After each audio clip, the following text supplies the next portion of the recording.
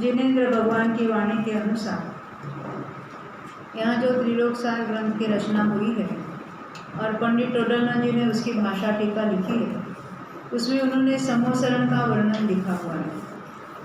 देखो, ये समोसरण का वर्णन हमें जो त्रिलोक सार की टीका मैंने मिली थी, हमने पहले कारंजा से मंगवाई थी, उसमें नहीं है, बहुत सी जगह नहीं है। परंतु मैंने बताया ना, विनोद जी सावला है, उन्होंने बहुत से अन्य मंदिरों में जाकर ढूंढा था, तो यहाँ इस पुस्तक में समोसरण का वर्णन बहुत विस्तार से यहाँ आया हुआ है। मुझे और एक पुस्तक मिली है, उसमें भी समोसरण रचना का वर्णन है। ये पंडित अमन जैन शास्त्री है जयपुर के, और उन्होंने इसके बारे में बहुत, जिसको कहेंगे रिसर्च, जिसको कहेंगे बहुत ऊंडा, जिसको कहेंगे सफल अभ्यास करके और अनेक उदाहरण देके ये पुस्तक बनाई। उसमें उन्होंने कुछ चित्र भी बनाए, बहुत सुंदर बनाए।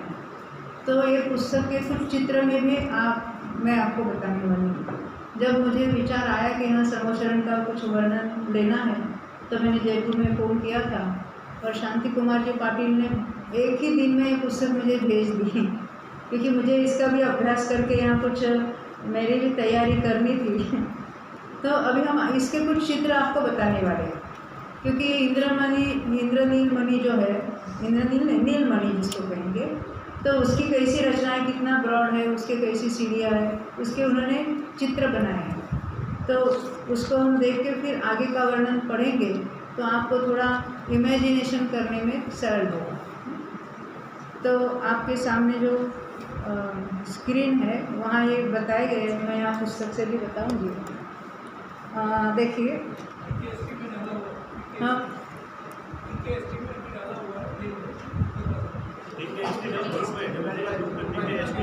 हाँ, उसमें भी रखा है, ठीक है। और ये पुस्तक उसमें ये PDF डालिए, PDF डालिए, वेरी गुड। देवलाली का ग्रुप है ना, इसका जो यहाँ से यूट्यूब का जो ये हो रहा है, उसमें वो ग्रुप में डाला हुआ है। तो मैं यहाँ बता रही हूँ आपको ये जो स्क्रीन पर है मैं यहाँ पर बता रही हूँ। इसमें क्या है देखिए, इंद्रनील मणिमय स्कंद, स्कंद यानी वो एक इंद्रनील मणि है, उसी को नीलमणि को या इंद्रनील मणि को एक ही बात है। ये कितना है, ये जो ब्लू दिख रहा है ना, ये एक इंद्रनील मणि है। तो उसकी ऐसी व्यास उसका कितना है, तो 12 योजन है। और वो कितना थिक है, 5000 धनुष, करीबन 2.5 कोस जितना है, इतने हाइट वाला है। और वो कहाँ पर स्थित है, तो वो ऊपर आकाश में नहीं स्थित है, वो जमीन से 1 हाथ ऊंचाई पर है। उसकी सीढ़ी कितनी है, तो 1 हाथ ऊपर जाके पहली प्रथम सीढ़ी होगी उसकी।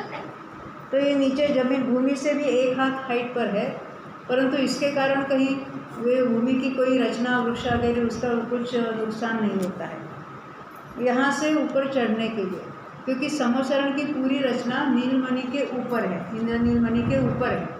तो वहाँ तक पहुँचने के लिए वो तो वहाँ सब एक जमीन एक लेवल पर है, पर वहाँ पहुँचने के लिए ये चारों दिशाओं से 4 सीढ़ियाँ लगी हैं। वो कितनी है, 1-1 हाथ हाइट वाली है और उतनी 1-1 हाथ चौड़ी है। परंतु ऐसे हमने कितनी देखी थी, याद है ना, 1 कोस लंबाई वाली। ऐसे वो कैसे है, तो स्वर्णमयी है। तो ये ऊपर तक ये बताए। ऐसे सीढ़ियाँ टेपरिंग नहीं है, परंतु हमें दिखेगी कैसी, नीचे से देखेंगे तो जैसे पटरी कैसी दिखती है, नीली हुई है तो समान है, एक समान है। तो ऊपर तक उतनी 1 कोस चौड़ाई वाली है और उतनी ही आगे वाली गली भी उतनी ही चौड़ी है, जिसको वीथी कहते हैं या महावीथी कहते हैं। तो ये सीढ़ियों से, यहाँ क्या लिखा है, हाँ, 1 योजन बताए, वो 1 कोस भी आता है। अलग अलग ग्रंथों में अलग अलग उसके डायमेंशंस बताए हैं। ये स्वर्णमयी सीढ़ियाँ कितनी है, 20,000 सीढ़ियाँ। ये 20,000 सीढ़ियों से चढ़ के, और देखो कब तक चढ़ता रहेगा, कितना टाइम लगेगा। हम गिरनार चढ़ते तो क्या हालत हो जाती है, वहाँ तो 11,000 सीढ़ी है ना, क्या होता होगा। अरे अंतर्मुख में चढ़ जाते, ये देवकृत है ना, तो ऐसे कोई वहाँ तकलीफ नहीं होती, अंतर्मुख में ऊपर चढ़ जाते हैं। तो ये चढ़ने के बाद वहाँ क्या है, तो देखो पूरा ही धूलिशाल वन है ना, सभी एक ऐसे। परंतु उसके एंट्रेंस में क्या है, तो दरवाजा है, जिसको द्वार या गोपुर कहते हैं। तो यहाँ पर ये स्मॉल दिख रहा है हमको, उसको हम दूसरी फिगर दिखाएंगे इनलार्ज किया हुआ। तो वहाँ जो द्वार दिखाया है और बाजू में जो चमकता हुआ वो धूलिशाल वन दिख रहा है ना। वो अलग अलग कलर्स के होते हैं, हमने देखा ना, 5 अलग अलग वर्णों के रत्न है, और उसका चूर्ण जो है उसकी, इसलिए उसको धूल कहा उसकी। और वो ऐसी चमकती है कि पूरा इंद्रधनुष ऐसा पूरा एक राउंड दिखता है। तो ये हमें थोड़ा इमेजिन के लिए सरल होगा, इसलिए ये बात। और देखो ये जो कोट है ना, कोट किसको कहेंगे, तो ऊपर ऐसे कंगूरे जैसी रचना है, इसको कहेंगे कोट। और वेदी क्या है, वेदी तो नीचे से ऊपर तक तो सरल होती है, ऊपर फ्लैट होगी, तो उसमें वो कंगूरे जैसी रचना नहीं होती। पर सर्वत्र वो कुछ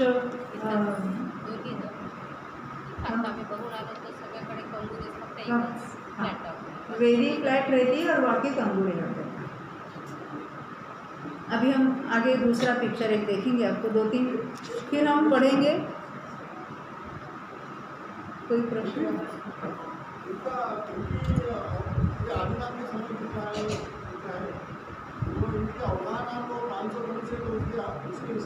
उसके हिसाब से ये तीर्थंकर की कितनी हाइट है उसके हिसाब से ये सारे स्ट्रक्चर होते हैं। वो हाथ उच्छेद अंगुल वाला हाथ समझना, यानी वो ये 5,000 वाली जो बात है ना, वो तो सब जगह ऐसी ही रहेगी, परंतु ये जो डायमेंशन है 12 योजन की, उसमें डिफरेंस पड़ेगा। तो अभी हम वो गोपुर द्वार का चित्र देखते हैं, 2 नंबर का। हाँ देखिए, ये बीच में जो ब्लू दिखाई है, वो अंदर जो 23 कोस वाली जो वीथी है, गली है, वो अंदर तक गई हुई है। ये नीला जो दिखता है ना, वो तो ज़मीन है, इस पर चलकर अंदर जाते हैं। और ये उसके एंट्रेंस में ये पूरा द्वार है। बाजू में क्या है, ये स्तंभ है, सोने के जैसे, सोने के स्तंभ है, और उसके ऊपर तोरण है।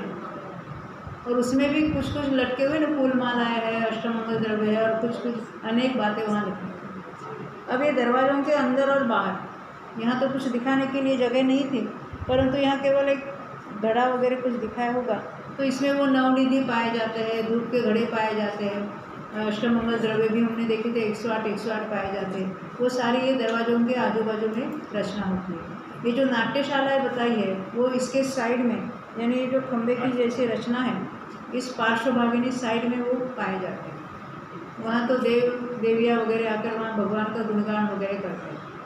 ये इस तरह से हमने अभी जो पढ़ा था ना, उसको थोड़ा हम इमेजिन कर सके तो एक होता है, ये तो पहला दरवाज़ा हुआ, इसका धूलिशाल कोट से लगता हुआ ये है, पूर्ण कोट है, उसमें ये एंट्रेंस है उसका, और वहाँ पर ऐसी रचना होती है। इसको गोपुर कहेंगे या द्वार कहेंगे, और ये तोरण से वगैरह युक्त होता है। ऐसे 4 द्वार, ऐसे 4 दिशा में 4 द्वार है।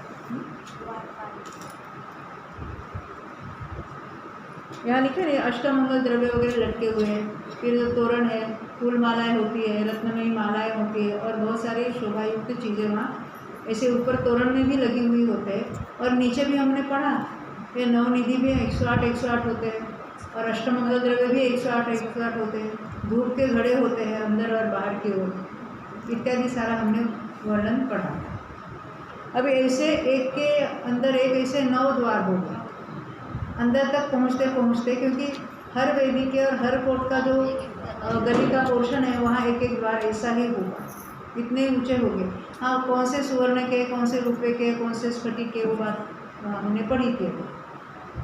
अब उसके बाद और एक चित्र दिखाते हैं हम आपको,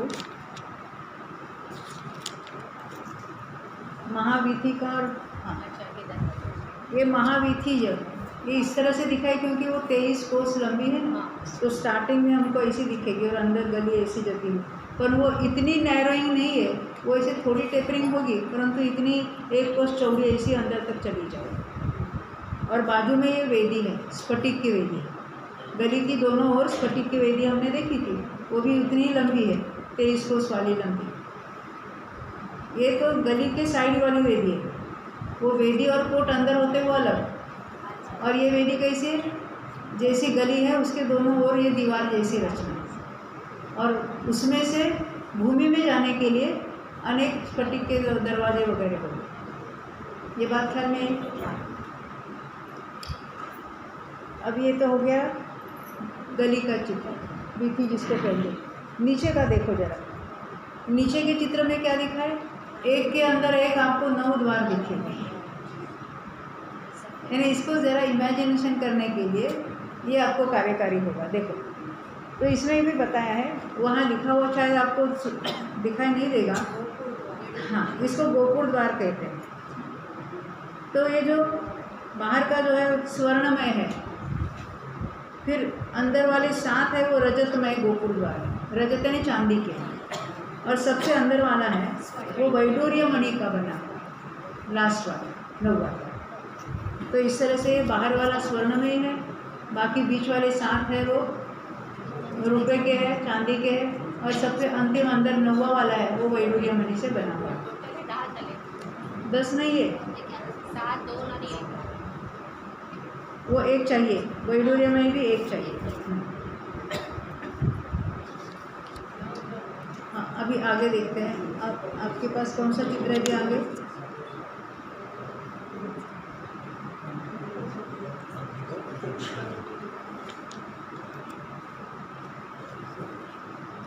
हाँ, एकदम अंदर का गंधकुटी का ही, ठीक है।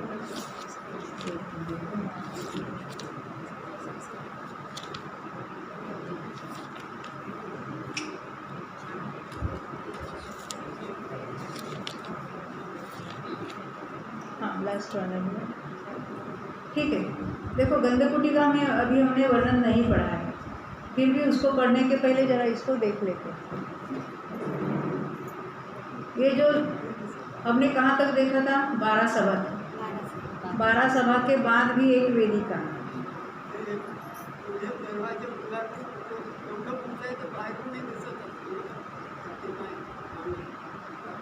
नीचे से तो दिखेगा हमको वो इंद्रनील मणि और उसको धूलिशाल वन दिखेगा, ऊपर चढ़ने के बाद ये सब दिखेगा।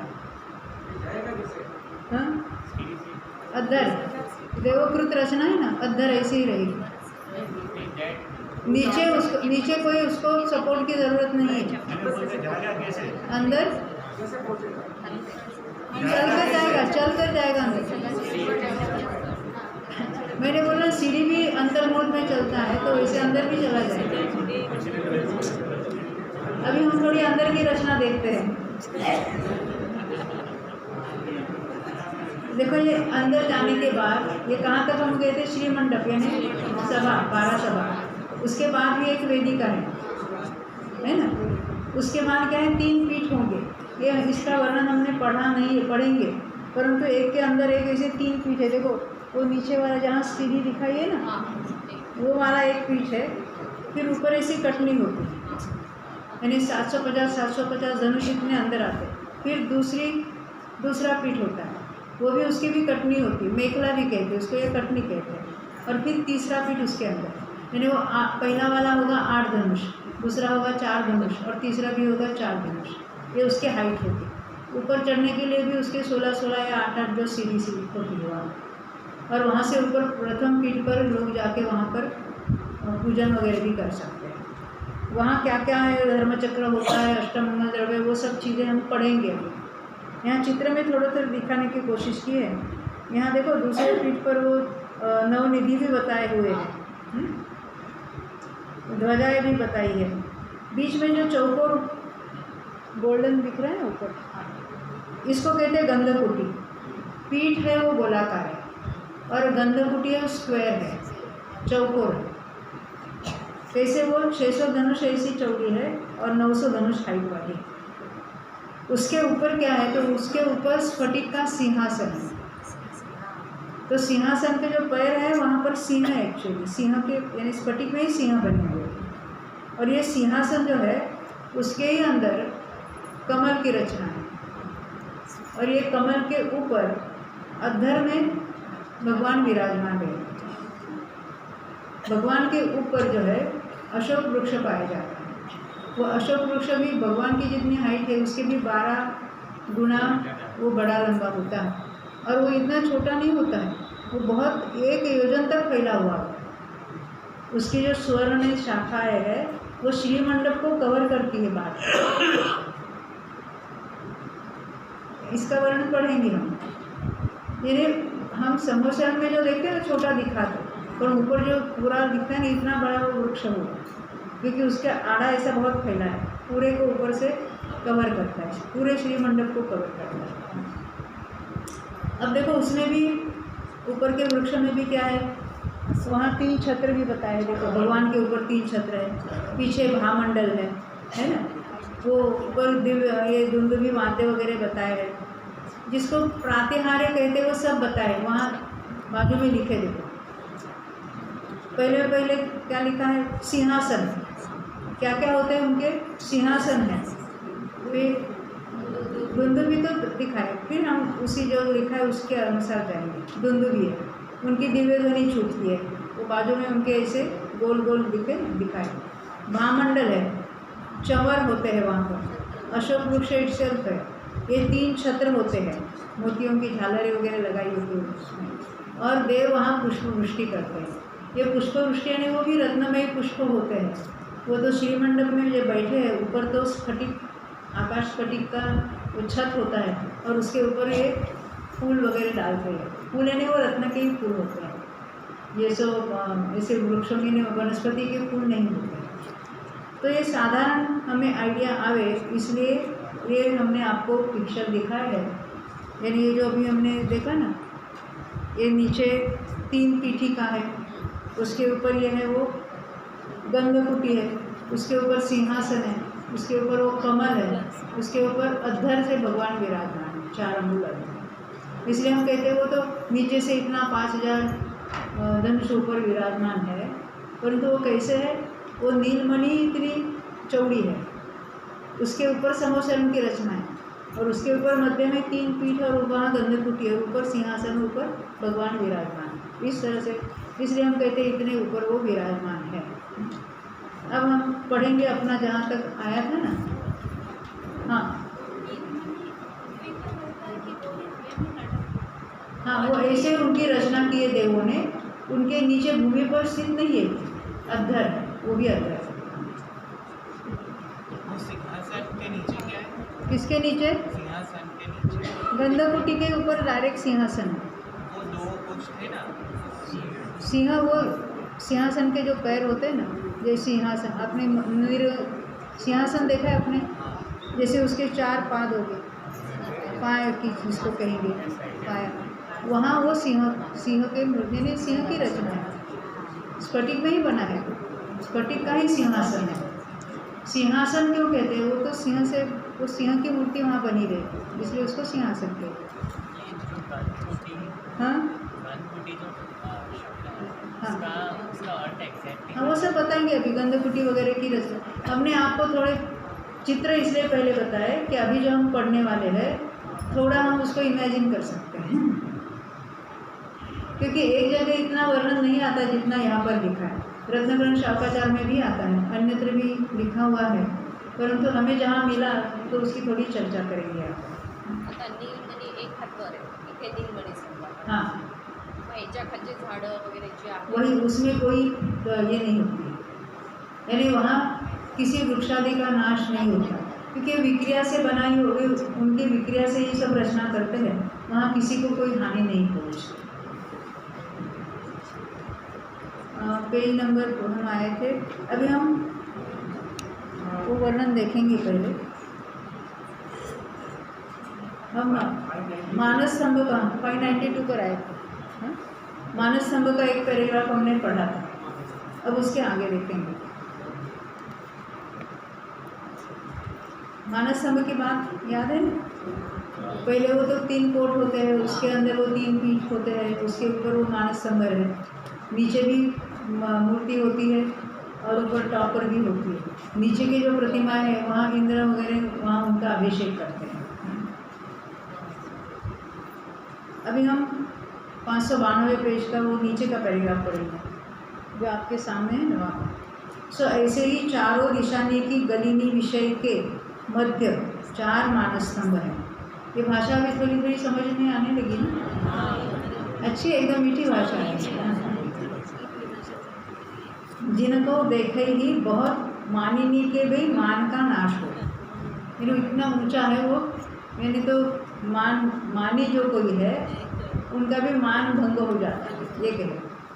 बहुरी 3 मानस स्तंभ कई कोटनी कई 12, यानी उन मानस स्तंभों के कोटों के बाहर चारों दिशा में 4 बावड़ी है। बावड़ी यानी जलाशय होते हैं। ते रत्ननिके शिवाननिकरी संयुक्त है, उसमें रत्नों की सीढ़ी नीचे तक गई हुई है। चौकुटी है, यानी चौकोर आकार के होते हो। निर्मल जलकरी भरी है, निर्मल जल से वो बावड़ी भरी हुई है। बावड़ी यानी हमारा कुआं है ऐसा नहीं समझना, वो बहुत बड़ी बड़ी होती है, चौकोर, और अंदर तक नीचे तक वो रत्न में सीढ़ियाँ जाती है और नीचे जाके वहाँ जल से भरी हुई है। स्टेप हाँ। कमला दिखने करी शोभे, वहाँ कमल और अन्य फूल वगैरह पाए जाते हैं जो पानी में होते हैं। तहाँ पूर्व दिशा का मानस स्तंभ संबंधी बावड़ी के नाम नंदा, नंदोत्तरा, नंदवती, नंदीघोषा, ये पूर्व के बावड़ियों के नाम। दक्षिण मानस स्तंभ के संबंधी नाम विजया, वैजयंती, जयंती और पराजिता। पश्चिम मानस स्तंभ संबंधिनी के नाम अशोका, सुप्रतिपदा, कुमुदा, पुंडरीकिनी। उत्तर मानस स्तंभ संबंधिनी के चित्रानंदा, महानंदा, सुप्रबुद्धा, प्रभंकरी नाम है। यानी उनके नाम भी शास्त्र में निश्चित है। बहुरीन एक एक बावड़ी के 2 कुंड है, उसके बाजू में कुंड होते हैं, पानी के कुंड है। तहाँ पाद प्रक्षालन आदि करे है और बावड़ी का जल करी प्रतिमा जी का अभिषेक आदि करे है। यानी कुंड में वहाँ के जल से पैर वगैरह धोकर फिर अंदर उतरकर वो बावड़ी का जल लेकर उससे भी जिनेंद्र भगवान का अभिषेक करेंगे। ऐसे मानस स्तंभ का वर्णन किया। अब नाट्यशाला का वर्णन करिए। प्रथम गली के दो ही पार्श्वनी विषय दो ही नृत्यशाला है। वो पहले हमने देखा था, वो दरवाजे के अंदर वो बाजू में पार्श्व भागों में नृत्यशाला नाट्यशाला भी कहते हैं उसको। ते 3 खंड करी संयुक्त है, उसके 3 खंड होते हैं, 3 अलग अलग, जिसको हम कहेंगे क्या रूम्स कहेंगे उसको। तहाँ एक एक नृत्यशाला विषय 32 अखाड़े हैं, अखाड़े यानी हम क्या कहेंगे उसको, रंगभूमि स्टेज सा। एक एक अखाड़े विषय 32 भवनवासिनी देवांगना नृत्य करें। क्या कहा, टोटल कितने हैं, 32 अखाड़े। एक नृत्यशाला में 32 अखाड़े, 32 स्टेजेस, और एक एक के ऊपर 32 भवनवासी देवांगना नृत्य करते हैं। एक एक नृत्यशाला के 2 पार्श्वनी विषय, पार्श्वनी साइड्स, दोनों साइड में 2 धूप के घड़े हैं। रत्नकरी निर्मापित ते नाट्यशाला महाशोभे है। बहुरी ऐसे ही चौथी गली विषय नृत्यशाला है। चौथी गली ने चौथी भूमि संबंधी गली, ये पहली नाट्यशाला कब थी, ये पहले दरवाजा के अंदर जाने के बाद जहाँ पहली भूमि है उसका जो पैसेज है, कहाँ का, महावीथी का, तो वहाँ साइड्स में ये पहली नाट्यशाला, इसको पहली गली यानी पहली भूमि संबंधी गली। ऐसी चौथी भूमि संबंधी जहाँ गली है वहाँ पर भी नाट्यशाला, ये कहें। ऐसे ही चौथी गली विषय नृत्यशाला है। चौथी गली करते चौथी भूमि संबंधी गली। विशेष इतना, यहाँ कल्पवासिनी देवांगना नृत्य करे। वहाँ कौन से देखी थी, बाहर भवनवासी, और यहाँ कल्पवासिनी देवांगना यहाँ नृत्य करे। बहुरे इनते दूनी, उनसे 2 गुणे। छठी गली विषय नृत्यशाला है। जहाँ छठी भूमि है वहाँ पर भी पार्श्व भागों में नृत्यशाला है, पर वो दुगुनी है। ते 5 खंड युक्त है। ये पहली वाली 3 खंड वाली थी, ये 5 खंड वाली है। इन विषय ज्योतिष्कनी देवांगना नृत्य करे। पहले भवनवासी थी, फिर कल्पवासिनी थी, अब यहाँ ज्योतिष्कनी। ऐसे नाट्यशालानी का वर्णन किया। ये कहाँ होती है वो हमने पहले ही देखा। अब स्तूप वर्णी है। स्तूप का वर्णन चाहिए था ना, उसका वर्णन अब करें। कितने स्तूप देखे थे हमने, एक एक गली में 9 देखे थे। और वो 7वीं भूमि जहाँ होती है वहाँ उसके पास महावीथी में ये 9 स्तूप सेंटर में होते हैं। जैसे मानस स्तंभ गली के सेंटर में है, वैसे 9 ऐसे एक के बाद एक 9 ऐसे सेंटर में होते हैं। वो जो रास्ता जाता है ना, महावीथी कहते हैं, गली कहते हैं, उसके सेंटर में और बाजू में क्या है, 7वीं भूमि है, वहाँ 9 स्तूप पाए जाते हैं। हर दिशा में 9 स्तूप होते हैं। सप्तमी गली विषय यानी 7वीं भूमि जहाँ है वहाँ की जो गली है वहाँ पर एक एक दिशा में 9 स्तूप है। एक दिशा ने पूर्व के गली में, पश्चिम के, दक्षिण के, उत्तर के, इस तरह से। ते रत्नानिकरी निर्मापित ऊंचे शिखर से हैं, यानी ऊंचे शिखर जैसी उनकी रचना होती है। तिनके बीची बीची सो तोरण पाए हैं, उनके बीच बीच में तोरण पाए जाते हैं। बहुरीते स्तूप अरहंत सिद्ध प्रतिमानी करी युक्त है, यानी वो स्तूपों में वो बहुत सारी अरहंत और सिद्धों की प्रतिमाएं विराजमान हैं। बहुरीते अनेक अतिशय लिए है, छत्र चामरनी करी विराजित है, यानी वहाँ पर भी अरिहंत है तो वहाँ तो छत्र चामर आदि उनके पार्श्व में बताए जाते हैं। ऐसे स्तूप वर्णन किया। ये ऐसे 9 स्तूप देखेंगे हमने, एक एक दिशा में, एक एक गली में 9 स्तूप होते हैं। या प्रकार वीथी जो गली ता विषय जो रचना थी ता का विशेष कहा। देखो वीथी में हमने क्या देखा, पहले में एंट्रेंस में ये द्वार था, वो पहला द्वार। ऐसे एक के अंदर एक कितने हमने 9 द्वार देखे, और वो द्वारों के अंदर और बाहर क्या क्या बातें होती है, अष्टमुखा द्रव्य होते हैं, ऊंधा तोरण होते हैं, और वो धूप के घड़े होते हैं, और बहुत सारी बातें। वहाँ कौन से वो द्वारपाल कौन से होते हैं वो भी बात हमने देखी थी। कहीं ज्योतिष होते हैं, कहीं कुछ कौन होते हैं, वो हमने बहुत सब चर्चा देखी थी ये। और वहाँ पहली भूमि में तो मानस स्तंभ था, पहली भूमि में, चौथी भूमि में और छठी में तो नाट्यशाला थी बाजू में, और 7वीं भूमि जहाँ है वहाँ पर 9 स्तूप पाए जाते हैं। अब आगे देखते हैं। बहुरी जो पंचम वेदी कही थी, वेदी की बात, और जाके गलिनी विषय द्वार कहे थे, ताके अभ्यंतर सर्व का मध्यभाग विषय 3 पीठ ऊपरी ऊपरी गोल आकार लिए विराजे। 5वीं वेदी कहाँ थी? 8 सबसे अंदर वाली, सब शेवटची। देखो जरा मैं रिपीट करती हूँ आपको बताने के लिए। पहला था वो कोट था, फिर चैत्य प्रसाद भूमि थी, फिर वेदी थी, 1 नंबर की वेदी थी, फिर वो खाई थी, हाथी का भूमि थी, फिर वेदी नंबर 2 थी, फिर पुष्पवाटी थी, फिर कोट नंबर 2 था, फिर उपवन था, फिर वेदी नंबर 3, फिर वहाँ ध्वजभूमि थी, फिर कोट नंबर 3, फिर कल्प वृक्ष की वो भूमि थी, फिर वेदी नंबर 4 था, वहाँ वो मंदिर यानी भवन, उनके भवन थे, भवन भूमि थी, फिर वेदी नंबर 4, कोट नंबर 4 था, उसके बाद सभा थी, और उसके बाद वेदी नंबर 5 थी। अभी ये वेदी को लगते हुए अंदर वो पीठ की रचना हुई, समझे? ये इसको कहेंगे वेदी नंबर 5। अब ये वेदी नंबर 5 कही थी, और जाके गलिनी विषय द्वार कहे थे। उस वेदी के लिए भी द्वार होगा ना, जो 9वां द्वार होगा, अंतिम जो वेदी है, 5वीं वेदी है, वो गली में उसका ऐसा, वो गली में उसका द्वार होगा, ताकि अभ्यंतर उसके अंदर सर्व का मध्यभाग विषय, पूरा जो संवत्सरण की रचना है उसके सेंटर में क्या है? 3 पीठ ऊपरी ऊपरी गोल आकार लिए विराजे है। 3 पीठ एक के ऊपर एक ऐसे गोलाकार विराजमान है वहाँ। तहाँ प्रथम पीठ वैडूर्य रत्नमय, पहला पीठ है वो वैडूर्य मणि का है, दूसरा सुवर्णमय है, और तीसरा रत्न जड़ित माणिक्यमय है। ते क्रम थे 8 4 4 धनुष ऊंचे, यानी पहले पीठ की ऊंचाई 8 धनुष, दूसरा 4 धनुष, और तीसरा 4 धनुष। तिनके चारों मार्गणी विषय क्रम थे 16 8 8 सिवा है। ऊपर चढ़ने के लिए जो स्टेप्स है, तो पहले में कितने? 16, दोनों दूसरे 2 तो 4 4 वाले हैं धनुष, तो उसमें 8 8 सीढ़ियाँ होती। तिनकी चौड़ाई वृषभ देव के 7.5 से 7.5 धनुष है। वो 1000 वाली बात मैंने काटी है बीच में, 750 धनुष उसकी चौड़ाई है, किसकी? सीढ़ियों में। औरनी के क्रम ही है।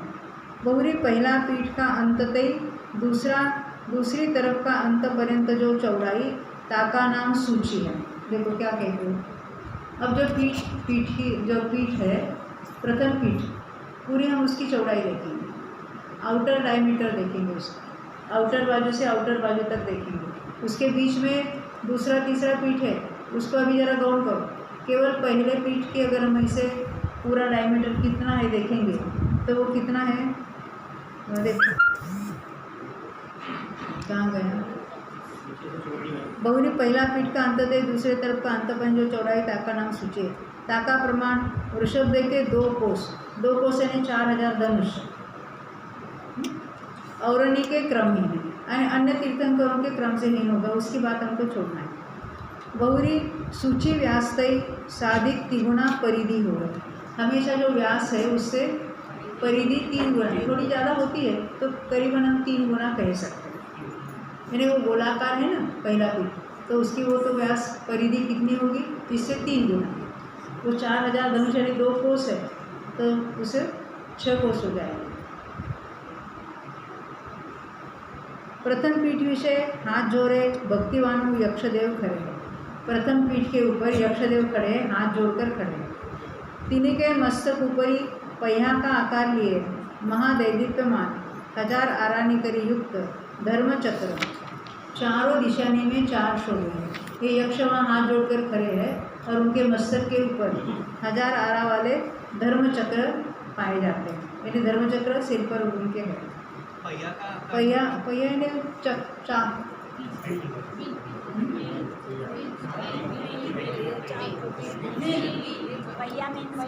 पहिया ने वीर, हाँ हमने उसको चाक कहा, आपने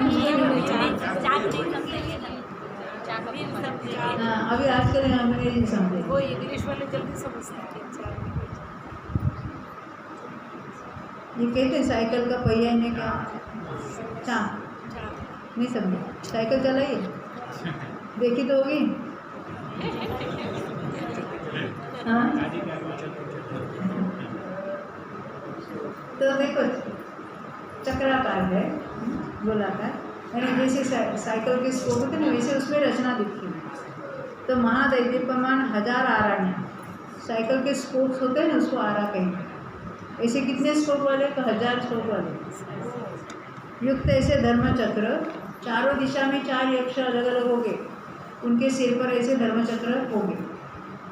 बहुरी तहाँ है प्रथम पीठ विषय, पहला जो पीठ है ना, देखो पीठ तो ऊपर तो ऐसा है ना फ्लैट, 750 और 750 धनुष ऐसा है, जहाँ बीच में फिर मध्य दूसरे नंबर का पीठ है। तो ये जो ऊपर की फ्लैट एरिया है, आप यहाँ देखना समोसर है, वहाँ खड़े रहकर अभिषेक भी करते हैं भगवान। तो वहाँ पर एक कोई यक्ष भी खड़े हैं, और क्या है, चारों दिशा में झारी आदि 8-8 मंगल द्रव्य, हमने देखा ना, झारी, कलश, आरसा वगैरह, ठौना, ये हमने नाम लिए थे 8 मंगल द्रव्यों के। वो कितने होते हैं? 108। हाँ, 8-8 मंगल द्रव्य, हर एक दिशा में 8-8 मंगल द्रव्य। गौरी जय गणधर, इंद्र, नरेंद्र आदि भक्त पुरुष जाई है, ते प्रथम इस पीठ ऊपर ही चढ़ी, तहाँ ही जिनदेव का पूजनादि करे। जो चक्रवर्ती हो गए, इंद्र हो गए, गणधर हो गए, वो वहाँ तक ऊपर चढ़कर वहाँ जाते हैं और वहाँ से भगवान की पूजन करते हैं।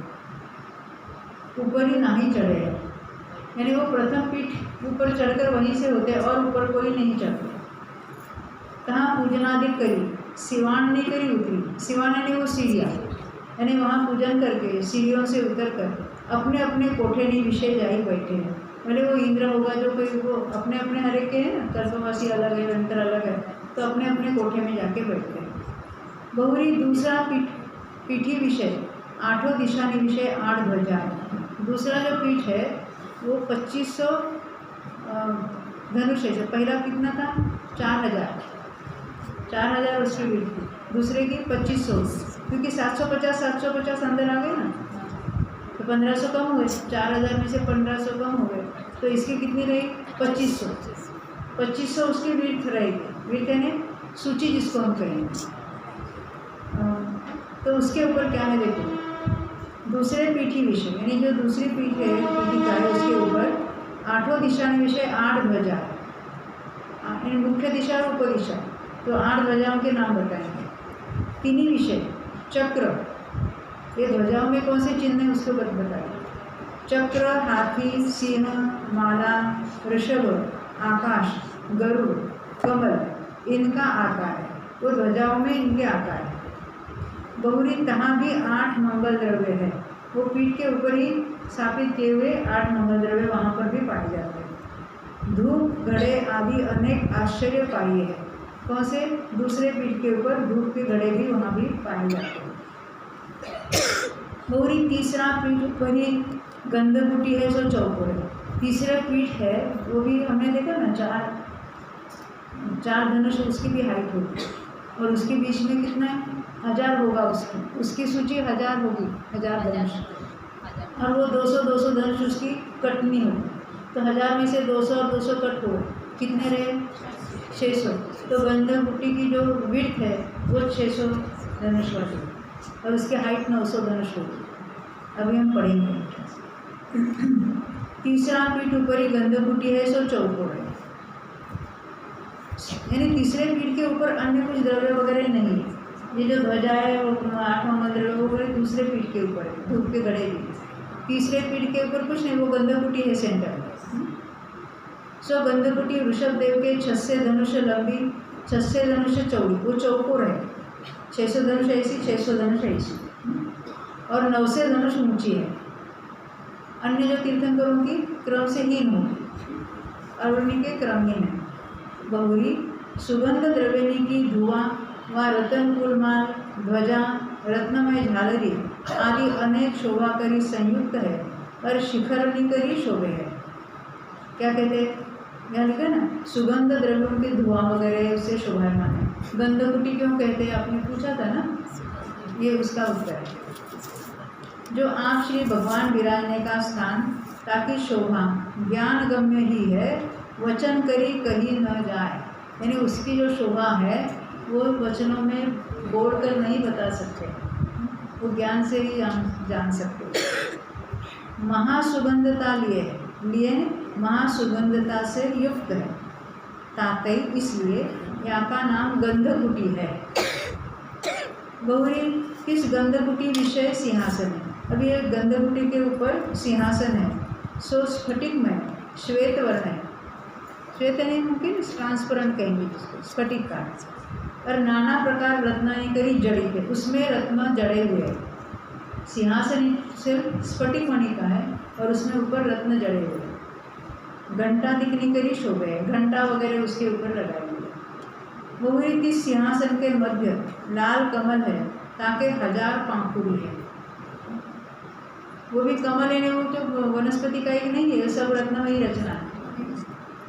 बहुरी किस कमल की कर्णिका के ऊपर सेंटर में 4 अंगुल अंतराल छोड़ी आकाश विषय, आकाश यानी स्पेस में, यानी वो अद्धर बैठे, कमल को टच नहीं करते, अंदर जो है उसके ऊपर 4 अंगुल छोड़कर ऊपर विराजमान है। आकाश विषय निराधार श्री भगवान अरंगदेव विराजे है। अब यह कई समोसरण रचना ताका प्रमाण कहिए। वृषभदेव के पास से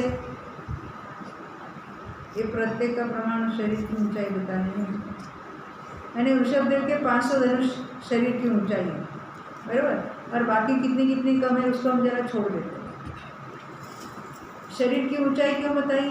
क्योंकि कोट है, वेदी है, मानस स्तंभ है, स्तूप है, उनकी हाइट कितनी है वो बताने के लिए तीर्थंकर की हाइट पहले बता दी। तो हम उसमें से केवल वृषभदेव की देखेंगे। 500 धनुष है, 104 कोट और 5 वेदी और गली की वेदी, गली की भी है ना, गली की दोनों ओर ऐसे अंदर तक वेदी थी। इनकी तो तीर्थंकर की ऊंचाई पे 4 ऊंचाई है, यानी कितनी होगी? 2000 धनुष, यानी 1 कोस उसकी हाइट होगी। किसकी? कोटों की, वेदियों की, और जो वीथी के बाजू में जो वेदी है उसकी भी। बहुरी मंदिर व जिना मंदिर, मंदिर यानी प्रासाद, और जिना मंदिर और कोट वेदिनी के द्वार। देखो कोट की हाइट कितनी थी? 1 कोस। अभी देखिए ना हमने 2000 धनुष बताया था, यानी 1 कोस। अब ये जो बीच में जो हमने 9 द्वार देखे अंदर तक, तो द्वारों की कोट वेदों की जो वेदिनी के, वेदिनी यानी वेदियाँ, वेदिनी यानी वेदियाँ, कोटों के और वेदियों के जो द्वार है और स्तूप है और मानस स्तंभ है और ध्वजादियों के जो स्तंभ है, ध्वजा जिसमें लगती है वैसे रत्नों के स्तंभ थे जिसमें ध्वजाएँ लगी थी। और क्रीड़ा पर्वत, वहाँ अंदर पर्वत जो भूमियाँ देखी थी उसमें कितने क्रीड़ा करने के लिए पर्वत थे। और क्रीड़ा मंदिर और नृत्यशाला और कल्प वृक्ष, वहाँ चैत्य वृक्ष और सिद्धार्थ वृक्ष, अशोक वृक्ष और 12 कोठे और श्रीमंडप। ये तीर्थंकर की ऊंचाई से 12 गुणे ऊंचे हैं। उनकी कितनी हाइट है? 2000 धनुष, सॉरी हाइट थी 500 धनुष, और वो कोट वेदी वगैरह हमने देखे थे 2000 धनुष। और यहाँ 12 गुना करना, यानी कितने हो गए? 6000। 500 गुना 12, 6000, यानी 3 कोस हो जाएगा। किस किस को लिया?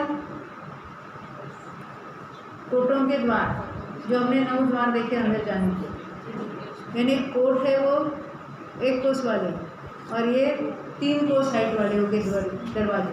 मानस स्तंभ भी, स्तूप भी, और बाकी भी जो रचना है ना, वहाँ के प्रासाद है और वहाँ के जो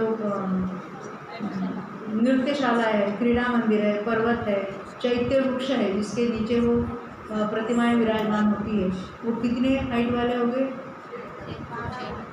3 कोस, 6000 धनुष। वो श्रीमंडप भी इतने हाइट पर है। ये तीर्थंकर की ऊंचाई थे 12 गुने ऊंचे, नहीं कौन से, हाँ ये हो गया। बहुरी समोसरण की भूमि का जो प्रमाण, ताकि 5 से 76 का भाग दीजिए। तहाँ एक भाग का प्रमाण कोष का 12 भाग प्रमाण आता है। क्या कहा, क्या कहते हो?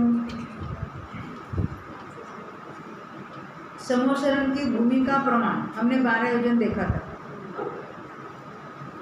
अगर उसके कोष करने हैं तो कितने हो जाएंगे? 48 कोष हो जाएंगे। अभी उसको 576 का भाग देना है, तो 548 कोष को 576 का भाग देंगे हम, तो 1/12 कोष आ जाएगा। तहाँ एक भाग का प्रमाण कोष का 12वां भाग प्रमाण आ गया। तहाँ 11 भाग तो 4 कोटनी करी रोके। यानी कोटों की जो बेस है पूरा 12 योजन है, तो उसमें कोटों का बेस कितना है? तो कहते हैं कि 11/12। प्रथमादि कोट क्रम थे 2 यानी 2/12 कोष, 4 यानी 4/12 कोष, फिर 4/12 कोष और एक भाग यानी 1/12 कोष, एक भाग प्रमाण चौड़े जाने। बहुरी 13 भाग पंचवेदिनी करी रोके। यहाँ 4 कोट और 5 वेदी है। ये पूरे 12 योजन का हिसाब बता रहे हैं, क्योंकि कोटों के भी बेस है ना, उसका भी हिसाब बताया, सबका मिलकर कितना होगा, और वेदियाँ जो है उनके बेस का उसका भी प्रमाण बताते हैं। तहाँ प्रथमादि वेदी क्रम थे 2 4 4 2 1 यानी 2/12 4/12 4/12 2/12 और 1/12 कोष, इतने चौड़ी जाना है। बहुरी 2 से 52 भाग 8 पृथ्वी ने करी रोके। पृथ्वी यानी क्या? कोट और वेदी के बीच वाली भूमि। तो कहते 252 भाग, क्योंकि एक भाग हमारा 1/12 कोष वाला एक भाग था, उसको हमको गुना करना है किससे? 2 से 52 से। तहाँ प्रथमादि पृथ्वी क्रम थे। अभी जो पहली जो हमने भूमि देखी थी, अभी उसका हिसाब बताएंगे। तो क्रम से 22 यानी 22/12 कोष हो जाएगी, फिर 22/12, फिर 44/12, फिर 44/12, फिर 44/12, फिर 44/12। खाली वो पहले 2 है 22 थे, अभी 44 है। 4 बार 44 आए, फिर 22/12 और फिर 10/12 भाग प्रमाण चौड़ी जानी। यानी जो 8वीं शोभा है वो लास्ट वाली कितनी है?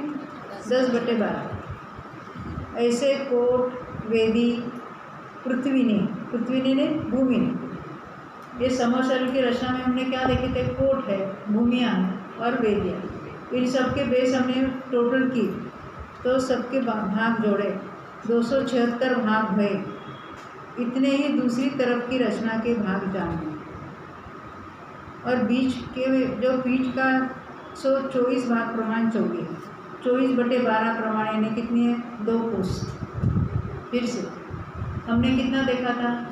बीच वाली तीसरी पीठिका की चौड़ाई 4000 धनुष देखी थी ना, यानी 2 कोष, और बाकी उर्वरित 12 योजन में से ये 2 कोष माइनस करो तो बाकी सब रचना हमने देखी, जो यहाँ का हिसाब बताया।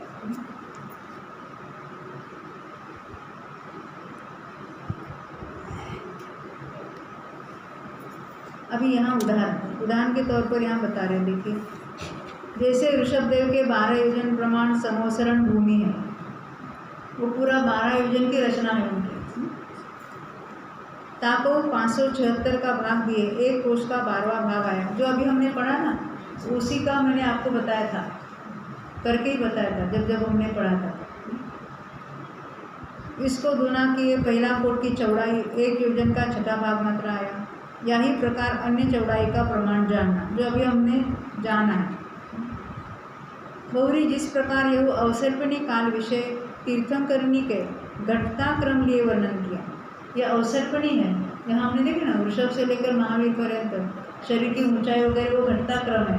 तो समोसरण की जो रचना है उसका जो प्रमाण है वो भी घटता क्रम है। उत्सर्पणी में क्या होगा? बढ़ता क्रम। तैसे उत्सर्पणी काल विषय वर्ता क्रम जानना। बहुरी विधेय क्षेत्र विषय प्रथम तीर्थंकर जाना, वहाँ तो हमेशा ही वो 500 धनुष वाली जो हाइट होगी और यहाँ 12 योजन की समोसरण की रचना हमेशा ही पाई जाए। ऐसे समोसरण विषय रचना वहाँ प्रमाण वर्णन, त्रिलोक प्रज्ञप्ति, धर्म संग्रह, समोसरण स्तोत्रादि की अपेक्षा लिखा है।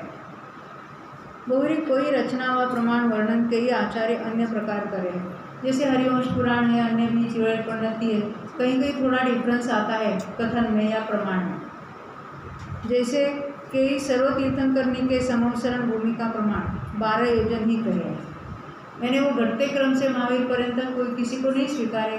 कोई कहते कि सभी तीर्थंकरों का वो सेम 12 योजन वाली रचना होती है, और कई चैत्य प्रासाद भूमि की रचना न करे, ते खाई आदि की चौड़ाई का प्रमाण वत्ता करे इत्यादि रचना प्रमाण विषय विशेष है।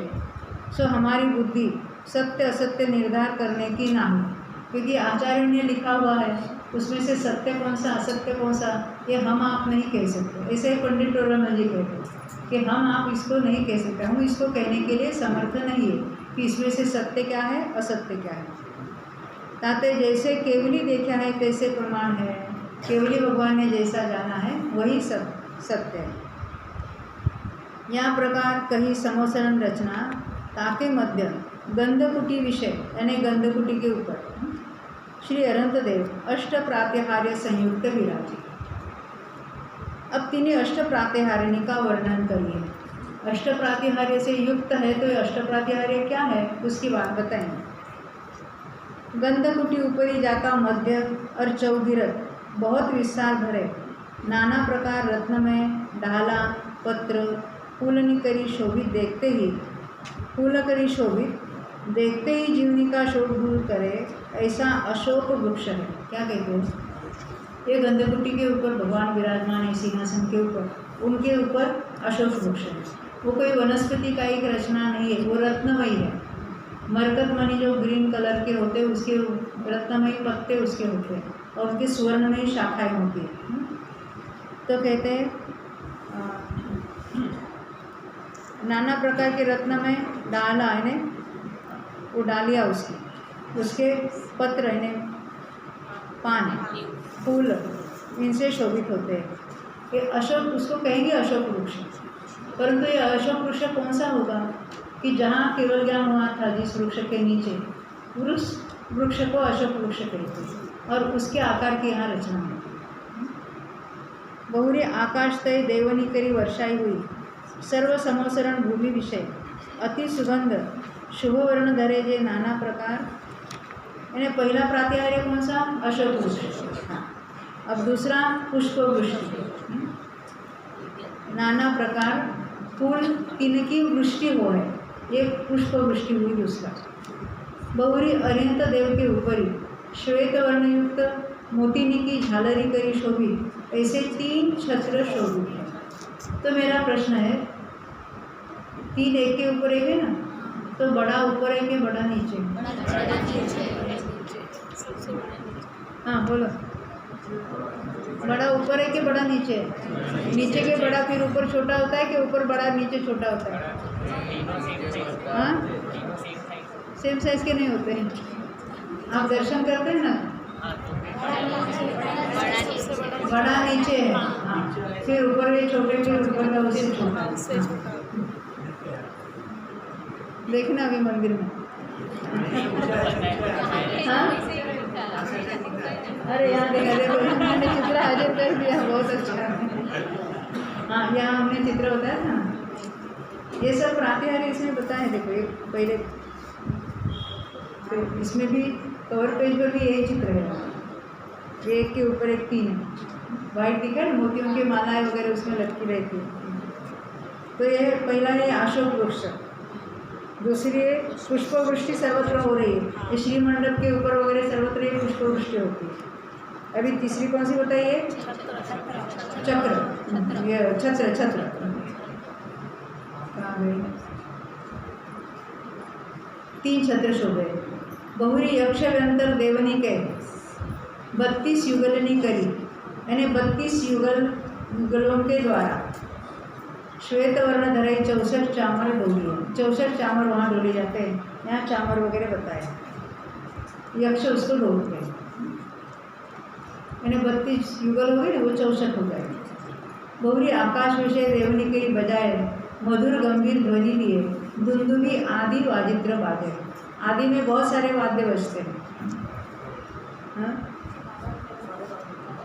हाँ 12:30 करोड़। जैसा जिनदेव का शरीर का वर्णन है वैसे ही वर्णन लिए 30 शरीर के चौगिरथ गोल आकार लिए प्रभा का मंडल हो। ये शरीर की ही प्रभा दिखती है, उसको महामंडल बोलेंगे। जाको देखे जीव अपने सप्त भव देखेगा। बहुरी श्वेतवर्ण रत्न जड़ित और सिंहनी करी धारित ऐसा सिंहासन शोभे। अभी तक कौन कौन से प्रातिहार्य देखे हैं? पहला कौन सा देखा? सिंहासन, अशोक वृक्ष, पुष्प वृष्टि, चंवर, हाँ छत्र चंवर। और अभी महामंडल भी देखो ना, दुंदुभी महामंडल, अभी सिंहासन।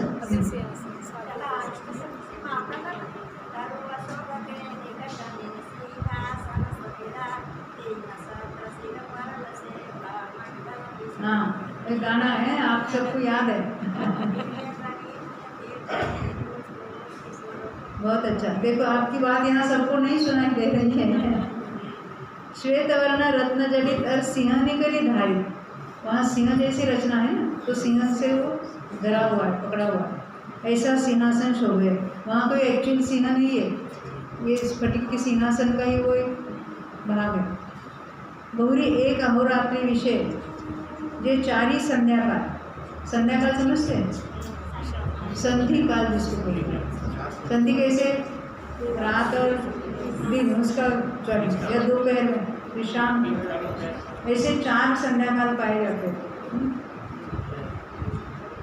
या 4 संध्याकाल तिन्ही विषय 6च्या घडीपर्यंत दिव्यध्वनी हो गए। जैसे मेघ गाजे तैसे ओठ हलावना आदि प्रयत्न नहीं करी रहित, इन्हें नहीं ओठ हलते हिलते नहीं, ये कुछ यहाँ गले से या कहीं से आवाज़ होती है, सर्वांग से होती है। सर्व शरीर से उत्पन्न अनक्षर शब्दमय ध्वनि हो है। हमने उसको ओम ऐसे स्थापना की है, परंतु ओम ऐसा जो आकार है उसके निरक्षरी है, अक्षर में रचना नहीं है। ताका निमित्त पाए जो जीव जिस भाषा करी समझे वह ताके जैसा अभिप्राय पूछने का हो, जैसे अभिप्राय है तो सहज रूप से उसका उत्तर मिल जाता है। वह ताको जैसा उपदेश योग्य हो, तीस जीव को कर्ण इंद्रिय के निकटवर्ती पुद्गल है ते 30 भाषामय तैसा ही अर्थ लिए साक्षर शब्द रूप कोई स्वयं वो परिणाम है। उसको दिव्य क्यों कहते हैं? क्योंकि वो अपने अपने भाषा में वो सुन लेता है एक बार, और उसके जैसे प्रश्न का अभिप्राय होगा उसके उत्तर वैसे वहाँ के पुद्गल परिणमित हो जाते हैं। किस करी ते जीव जुदा जुदा उपदेश को ग्रहण।